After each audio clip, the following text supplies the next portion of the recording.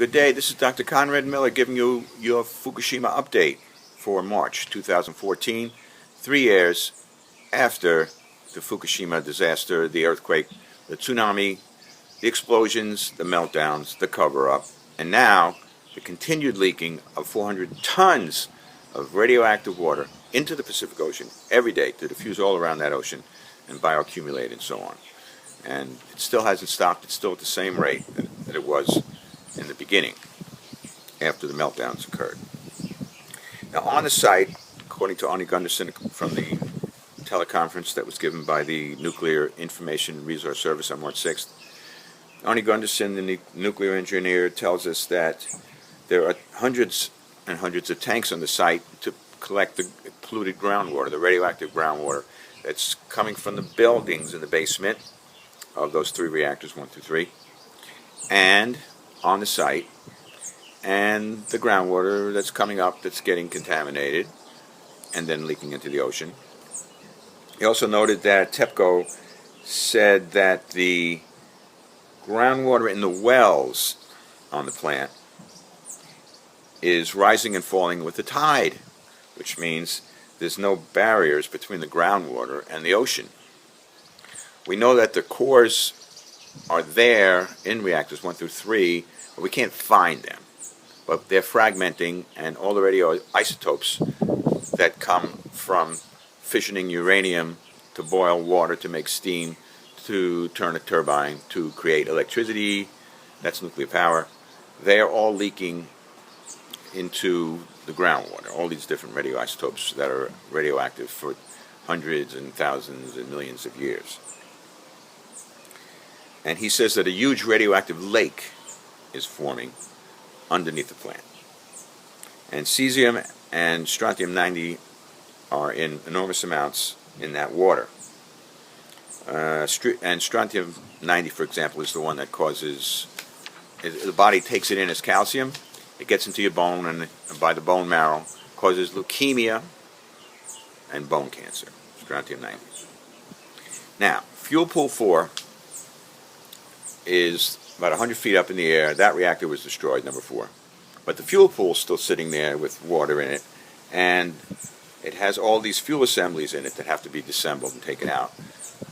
And he says it'll take about 1.5 years to do that, but the racks that hold the fuel assemblies are all squeezed and cracked. So they have to pull out the easy ones first, and then try to pull the other ones out.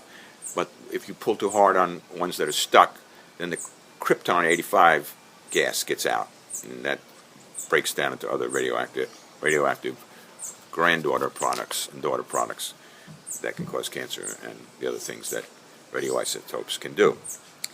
Now, he says 99% of the radioactivity actually, though, is in the reactors 1 through 3, which they're trying to decommission with robotics. It'll actually take, he says, 50 years, maybe 100, if they can do it. It's going to cost about $15 billion, he states, to clean up each of those reactors. And with 4 reactors that actually have to be cleaned up, it's going to cost maybe $60–70 billion. That's just to clean up that part of the plant. Basically, they're whitewashing the off-site exposures. They're ignoring the krypton and xenon releases, which were vast. Fukushima released 3 times the amount of radioactivity that Chernobyl released, because there were 3 reactors that melted down and the 4th reactor that got destroyed, and Chernobyl really only had 1 reactor that exploded. It had a steam explosion and a 10-day graphite fire. Now, in the area around Fukushima, there's already a dramatic increase in thyroid cancer, which comes from the iodine. It's one of the radioisotopes. Then there are the hot particles, which they're detecting 300 miles away from the plant. Now, Tokyo is only 150 miles away, so you know the hot particles are going to be found in Tokyo. And this would include things like plutonium, which has a half-life of 24,000 years and causes lung cancer. So if these hot particles drift along, float in the air, and get into your lung, you're going to get lung cancer. It may not happen immediately. Usually it takes 20–30 years. Anyway, no one is tracking these hot particles, according to Mr. Gunderson. But people are using their vacuum cleaner bags and sending them in to be tested for the hot particles. And the hot particles, again, are being found as far as 300 miles away. And again, these hot particles are like the vacuum cleaner bags are like your lungs. So if the hot particles are in the vacuum cleaner bags, they can be in your lungs, and you can get cancer. There's gross distortion of the health statistics, and everything is exacerbated by something called the Japanese Secrets Act, which was passed in December by the Japanese government. And if you say something like the site at Fukushima has been infiltrated by organized crime, there's horrific signs of ecological disaster in the Pacific already, and human health impacts in the United States, you can go to jail for 10 years in Japan, because it's punishable by the Japanese Secrets Act. And also under this act, the Japanese government can ban or arrest all independent media people under any conditions in Fukushima. And we do know that a professor was detained for 20 days before the act was passed, without trial, for speaking out against the open-air incineration of radioactive waste from Fukushima. Now, Arnie states that he thinks there will be 100,000 to 1 million cancers produced from this accident, although the International Atomic Energy Association, IAEA, they say only be 100. And the GE company, General Electric, they built the plants in the 60s, and they were trying to cut costs. So this was not an act of God. This was an act of greed, as Mr. Gunderson says, because of the way things were constructed. The new Prime Minister, Abe, and the IAEA are trying to start the plants up that have been closed down. And there's about 54 plants in Japan. 2 or 3 are up in Ojai. The rest have been closed, and the Japanese people don't want them opened. According to Mr. Gunderson, it's going to cost altogether about $500 billion to clean up everything in Japan. But they're not telling the Japanese people that. TEPCO, the electrical company in Japan that is trying to deal with this crisis at Fukushima, is not doing very well, and Mr. Gunderson suggests that they should be relieved of trying to take care of it with perhaps an American or another type of contractor to do the cleanup and send it in a different direction, with an open, transparent process of scientists and citizens dealing with the problem. A child, you should know, is 10 times more radiosensitive than an adult, and girls are 10 to 20 times more sensitive than adults in exposure to radioactivity. 2 rems is not an acceptable dose, but that's what they're saying. It's okay if you live in Fukushima now. You can accept that, even though 2 rems is 2,000 millirems. Background radiation is 200 millirems, so it's 20 times the normal amount, 10 times rather, the normal amount of radioactivity you have to accept, according to the people in Japan right now in Fukushima. So for every 20 kids rather, who go back to the contaminated areas, 1 child will develop cancer by age 20. 1 out of 20. He says turn off the water so more water doesn't come into the plant, because they're using water to cool down the reactors in 1 through 3. But then it's leaking out through the basement. There's a hole in the bottom. So then that's more groundwater, more contaminated groundwater that's going to go out into the ocean. People have said maybe we can inject concrete around the plant and seal it off.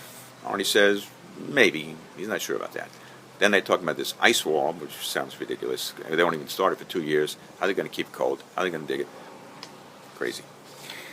Now we go to Eileen Miyoko Smith. She reported in from Kyoto, Japan. She's with Green Action of Japan. And she thinks that there's a contest going on for the contracts. And we need international bidding and discussion of what can be done there. She notes that even before the accident, there were 400 tons of groundwater passing under the plant every day. So she states 15,000 were killed by the tsunami. 78% of those people who were killed were in this band of area that really was susceptible to tsunamis, but civil engineers said it's okay, you can build there, you can live there. So 135,000 people have been evacuated from the Fukushima area, but 2/3 still live in the prefecture. Acceptable radiation, as I said, was up to 2 rems or 20 millisieverts per year, which is again 10 times the background radiation. They're saying to the people, we'll decontaminate the areas. We won't evacuate you and your kids.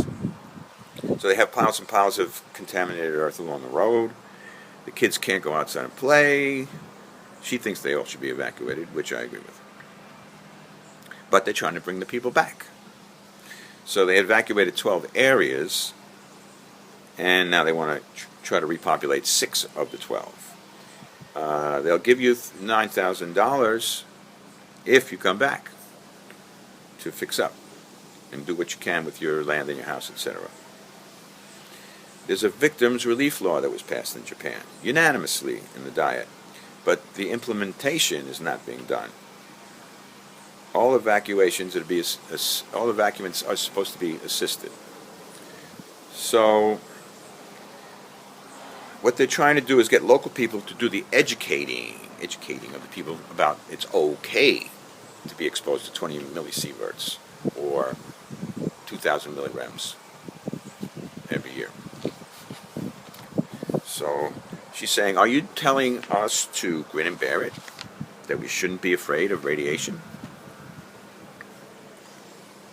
She said they're doing a terrible health study that's very limited. They're checking thyroids, but they're not checking other organs and maladies and cancers. So there's no proper controls. And the study is designed not to find anything, is what she says. Eileen Mayoko Smith. Now, the Japanese Diet Commission was investigating the plant, and they spent a lot of time there. They spent 57 hours on studying Fukushima and 457 hours studying how to restart all the other reactors. So she says that we need an opening up for study of the area to the international community. Ms. Miyoko Smith also states that the government of Japan is using models of earthquakes instead of actual data to see if the 54 plants that exist in Japan right now could withstand earthquakes, which they probably wouldn't, she said, if they used the real data. She also notes that when the study was done by the Japanese Diet Commission that people were not named, although they said it was a man-made and not a natural disaster. Diane Dorigo from NEARS talked about radiation and monitoring and states that avoidance or prevention of exposure, of course, is the best way to deal with everything. But meanwhile, we need reporting, we need calculation of doses, risks, and we're layered in between these things with all the people that say, don't worry, nothing's going to happen, don't worry, everything's fine. Because radioisotopes don't stay isolated, they mix in with everything else. Cesium acts like potassium, as the body takes it up and it gets into your heart and it goes into your kidneys and affects these organs, for example, in a bad way. So she says that would violate the law of entropy. So we need constant monitoring, but the government in Japan is relying on the generators of radiation to provide the information because they have the resources to do this. But Ms. Dorigo says that the members of the public have to do the monitoring, as what happened in Pennsylvania at 3 Mile Island. There are different detectors with different sensitivities, so they have to all be correlated together. But NEARS has a list of links and places that are doing monitoring, including especially public monitoring, and it's split into the United States group, and the international group. And the international group includes Japan. Woods Hole up in Massachusetts is also monitoring as one example. They're monitoring different radionuclides in the water, and they're also monitoring fish that feed on the bottom of the sediment and fish that swim across the Pacific like tuna, like the tuna that we found off San Diego that had cesium in it from Fukushima, from Fukushima. The University of California, Berkeley is monitoring, and they're finding spikes in milk, grass, and other foods. Cesium-134, again, that's a 2-year half-life, so that did not come from the atomic bombs, that came from Fukushima. The EPA, the Environmental Protection Agency in the United States, is monitoring. The unfortunate thing is they are monitoring milk, water, air, precipitation for specific radionuclides. The only thing is, you don't get the results for 2 months. So if you're eating that food today, you won't know. So it's not very useful. And also there are monitors they're not using, and during the event they didn't turn some detectors on from March 11, 2011 when it occurred, and thereafter shortly. And now the EPA is giving bad advice to Japan for the risk range. So the radiation is spreading, and we don't really know exactly how it's spreading, but we know it's getting into the food and the water and the air. Some people advise us that the peaking will be in 2016 in the water, but we know it accumulates up the food chain in the milk, the fish, the vegetables, the animals, the kelp. So with the leaking of 400 tons of that radioactive water every day into the Pacific Ocean, this number is not going to peak in 2016 unless we stop it, which doesn't look very likely. So we're like frogs in hot water, she says. And the radiation counts keep getting higher and higher as the radioactive water continues to be released. Mr. Rigo recommends action, and specifically preventing the Environmental Protection Agency from raising the allowable or safe radioactive exposure levels higher and higher, and not to give the same advice as they seem to be doing to the Japanese either. And another organization, FFAN, is calling for reducing allowing cesium contamination in food, because in the United States we allow 1,200 becquerels per kilogram, and Germany is calling for only 5 becquerels per kilogram. And we know that if you take in 10 becquerels per kilogram per day, and you're a child, you'll have toxic cardiac levels in 3 years if that happens to you. For example, the kids in Chernobyl, Belarus. So, and the fish, for example, in Japan that are offshore Fukushima, most of them are in the counts of about 1,000 becquerels per kilogram. So there, in Japan, the level you can eat is only 100 becquerels per kilogram, but in the United States, it's 1,200. So we could possibly eat those fish from Japan if they wanted to send it to us. So she says we should support continued evacuation of people out of the contaminated areas, especially the kids, of course, and they shouldn't be allowed or induced to come back into Fukushima, and also to stop the incineration of radioactive materials, rubble, waste in Japan, which they're doing. Just on this, Ms. Miyoko Smith was saying that people were speaking up in Japan about this incinerating of the wastes, including that professor who was put in jail for 20 days. Some people can stop the burning, and some places can't get that done. So what they're doing is they're spreading around the waste to create a culture to get the waste treated as industrial waste, because if they dilute it, then it's a little bit less. But still, when you burn or incinerate radioactivity, it doesn't destroy it, it just spreads it around. So she thinks it's also leading to a pathway for the future reactors that have to be broken down, to be commissioned, and then treated like industrial waste like that too. And it's a way of dispersing radioactivity into safe areas by changing the exposure levels that are safe, the 20 millisieverts, which is 10 times higher than the background radiation.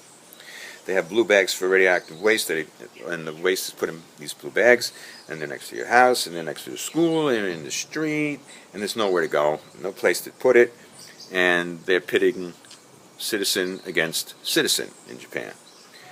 She says that the media reporting, Miss Miyoko Smith, the media reporting the debate about what's going on is going in the wrong direction. Summing up, Mr. Gunderson states that Fukushima is the worst industrial accident in the history of the world.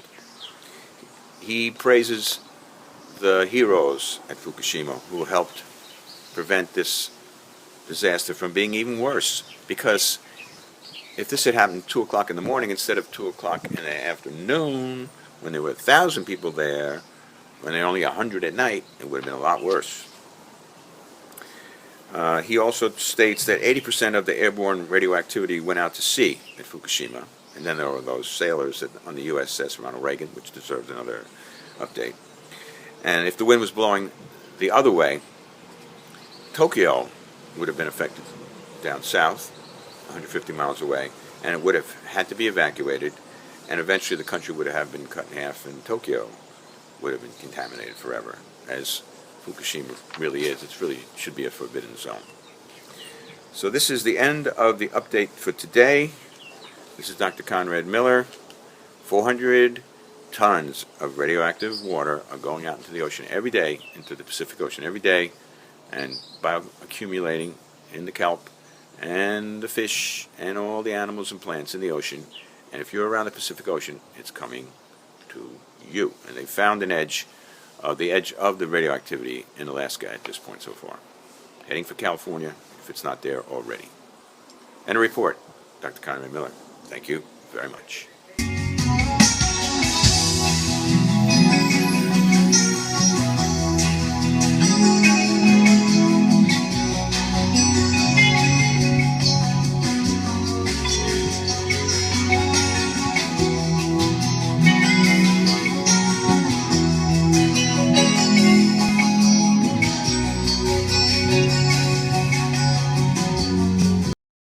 We need to get subscribed and get this unity stronger and beat YouTube at their own game. Okay, that's what this is about. Like I say, go to the Remix button, hit the Remix button.